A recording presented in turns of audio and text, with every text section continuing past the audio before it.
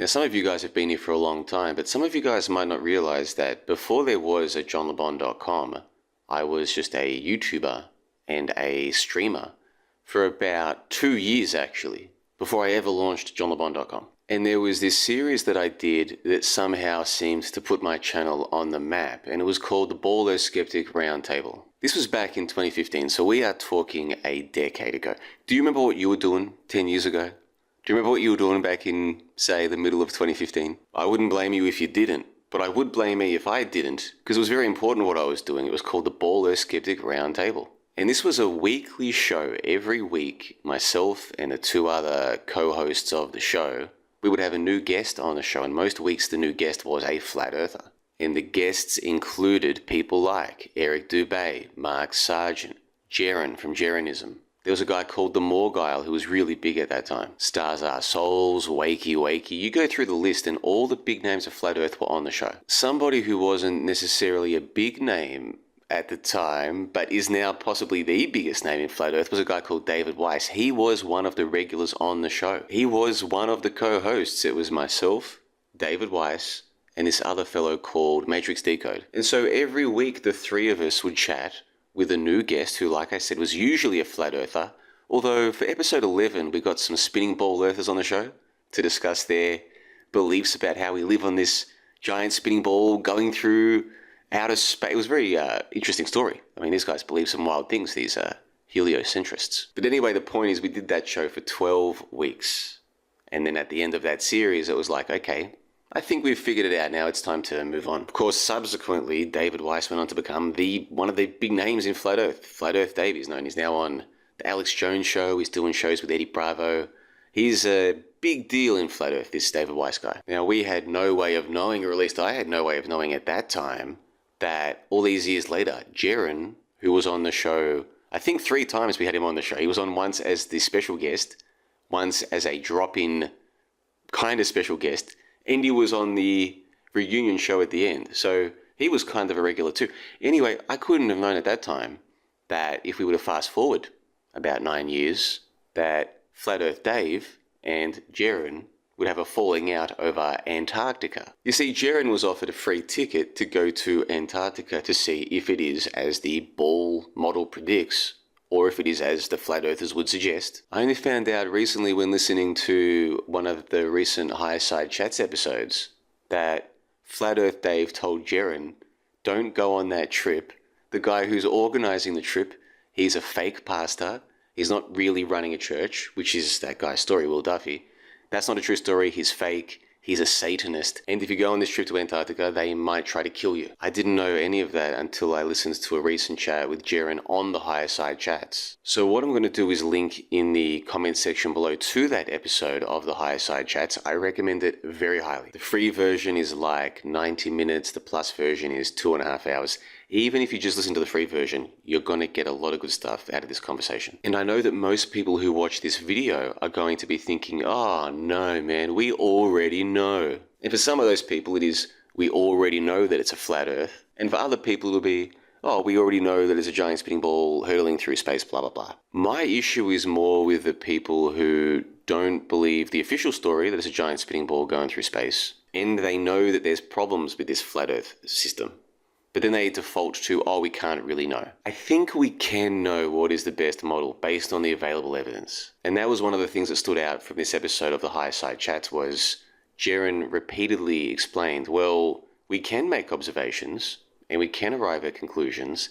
And those of us who got into Flat Earth back in 2015-16, that's what we were trying to do. The idea was to find out the evidence, find out the data, make the observations, arrive at a conclusion. It was a brilliant conversation for a number of reasons. One of them is that the host of the show, Greg Carlwood, he did what some people call playing devil's advocate. So it wasn't all one-way traffic for or against Flat Earth.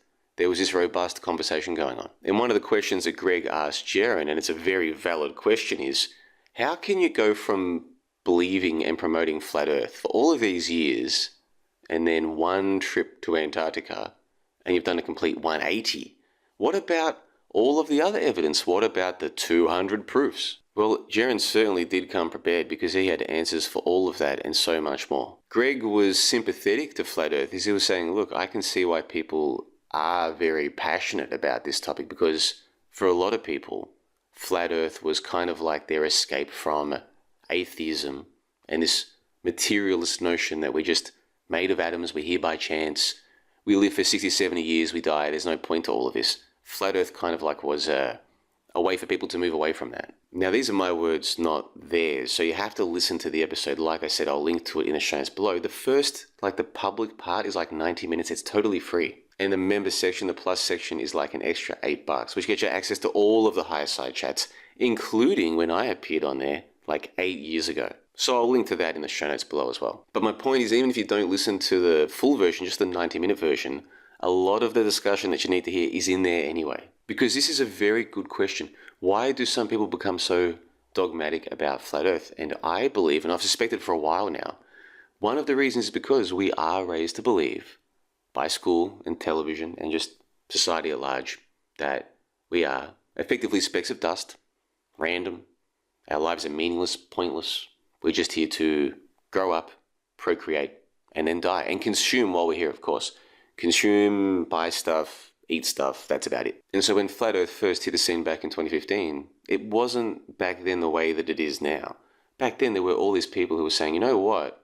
How do we know what we've been told is true?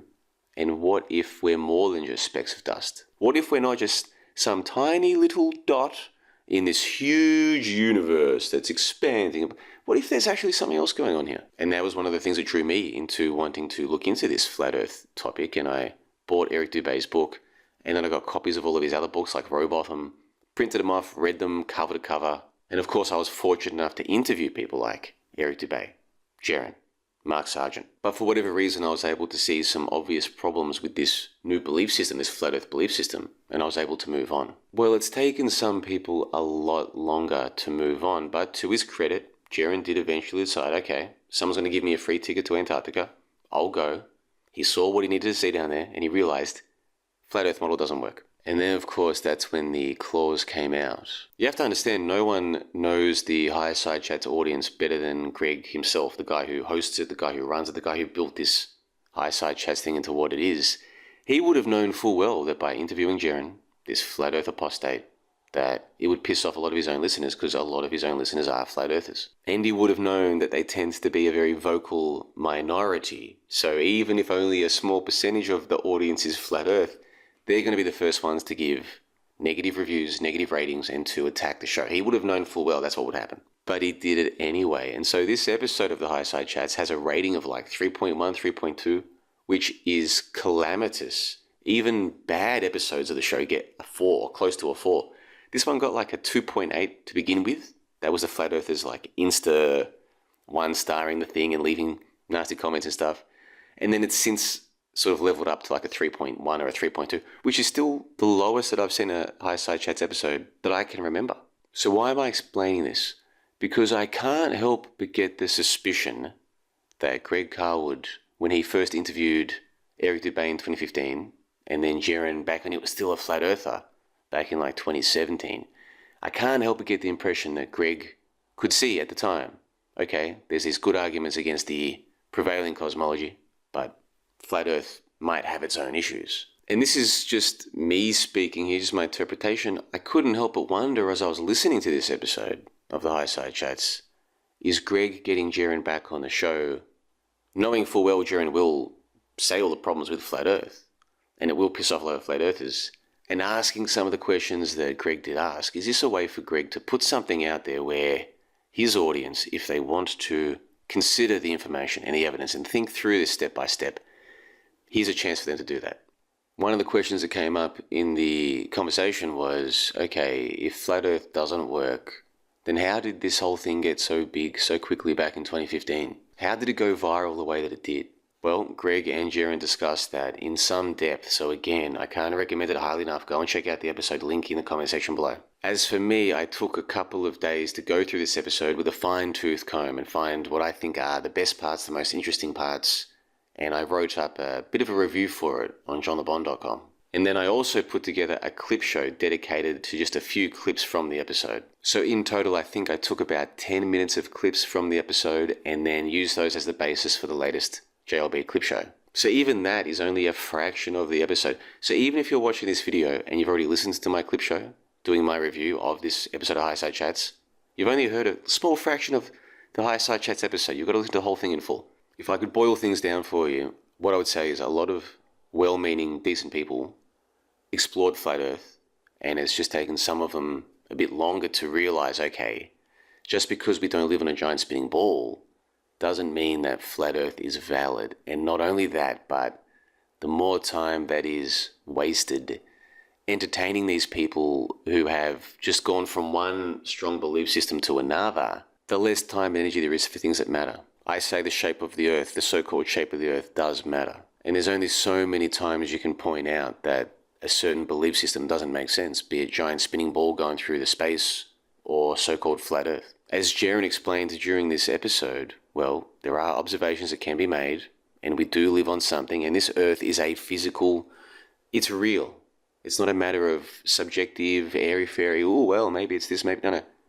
There are things that we can see and that we can document. And so for me, maybe now, 10 years since Flat Earth got huge back in 2015, maybe now it's time to accept that for some people, Flat Earth wasn't just a stepping stone to trying to explore what do I know and why do I know it. For some people, it was a stepping stone from which they could never take another step. That's as far as they could go.